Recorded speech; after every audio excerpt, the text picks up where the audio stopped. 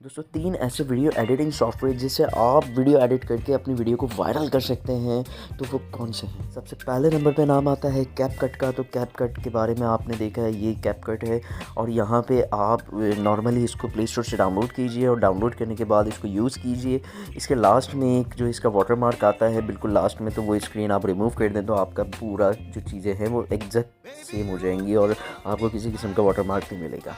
दूसरा जो सॉफ्टवेयर आता है, दूसरा आता है वी एन एडिटर मैं आपको दिखाता हूँ। यहाँ पे आपको मिल जाते हैं 100 प्रोजेक्ट फ्री में। तो 100 प्रोजेक्ट जो फ्री में मिल जाते हैं वो आपने 100 प्रोजेक्ट पूरा करने होते हैं। 100 प्रोजेक्ट की एडिटिंग मिल जाती है आपको फ्री में, तो काफ़ी अच्छा इसके अंदर फीचर मिल जाता है। और साथ इसके अंदर जो कलर ग्रेडियंट मिलती है वो बड़ी कमाल की चीज़ मिलती है। फिर तीसरे नंबर का जो हमारे पास आ जाता है वो आ जाता है काइन मास्टर जो है, उसके अंदर आपके सामने इशू आता है कि उसमें वाटर मार्क आता है, तो उसको आपको एपीके डाउनलोड करना पड़ेगा, दैन उसके बाद ये आपका चलेगा।